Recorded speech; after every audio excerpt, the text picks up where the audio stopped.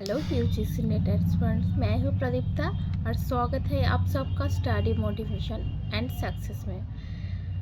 आप सभी लोग ये जानना चाहते थे कि मैंने कैसे चार बार यूजीसी नेट का एग्ज़ाम क्रैक किया, जो कि इतना आसान है नहीं। हालांकि कई लोग बोल सकते हैं आपका तो जेआरएफ नहीं हुआ, लेकिन 4 बार नीट होना भी अपने आप में एक बहुत बड़ी बात है। कई कई लोगों का 2-4 नंबर से रह जाता है, कई कई लोगों का कई नंबर का डिफरेंस रहता है, नीट भी नहीं हो पाता।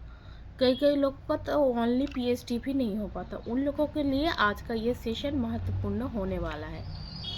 तो मैं जो कह रही हूँ वो आप लोग ध्यान से सुनिएगा, क्योंकि मैंने अपनी तैयारी के टाइम ऐसे ही किया था। तो अब चीज़ों को कैसे याद रखेंगे, ज़्यादा देर तक आपके दिमाग में कैसे रहेगा, ये सबसे बड़ी बात है। आप अगर चाहो तो आप सारे जो पढ़ रहे हो चीज़ें साथ साथ लिखते जाओ।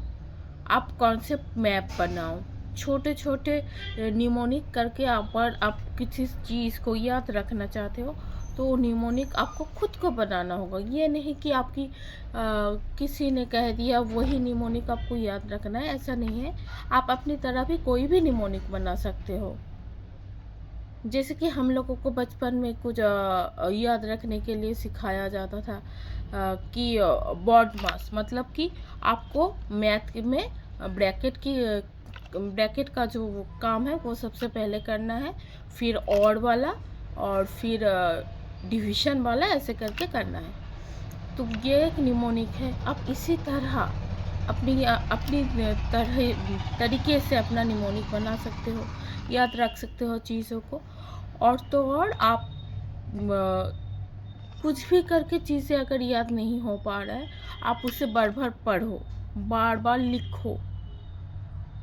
अगर आपको चीज़ें फिर भी समझ नहीं आ रहा है तो आप गूगल में जाओ, जाकर सर्च करो, देखो उस बारे में। आपको बहुत सारे एक जगह आपको वो सारा डाटा मिल जाएगा, तो वो सब आप कलेक्ट करो, देखो।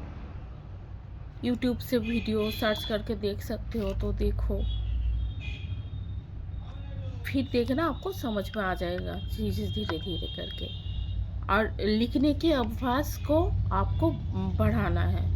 आपको हर चीज़ें लिखोगे जब आपको चीज़ें ज़्यादा याद रहेगी। क्योंकि मैं अपनी तैयारी के टाइम मैं भी अपनी नोटबुक भरे भरे, मतलब कि इतने सारे मेरे कॉपी जम गए थे, इतने सारे मतलब लिखने से ही ये सब कुछ हुआ। आप भी लिखो। इतना आपको एश्योर कर सकती हो, अगर आप लिख लिख के पढ़ते हो, अगर आप कॉन्सेप्ट मैप बनाकर पढ़ते हो, अगर आप निमोनिक के थ्रू याद रखने की कोशिश करते हो, तो आपको चीज़ें ज़्यादा याद रहेगी और ज़्यादा देर तक याद रहेगी।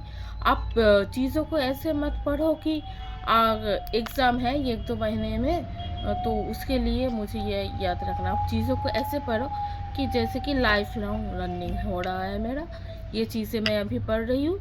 मरते दम तक अगर कोई मुझे इस चीज़ से इस विषय से कोई भी सवाल पूछे तो मैं उसे सही तरीके से एक्सप्लेन कर पाऊँ कि सामने वाला की मन में कोई भी कन्फ्यूजन ना रहे उस विषय को लेकर।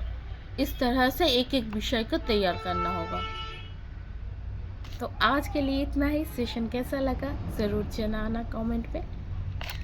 Thank you so much.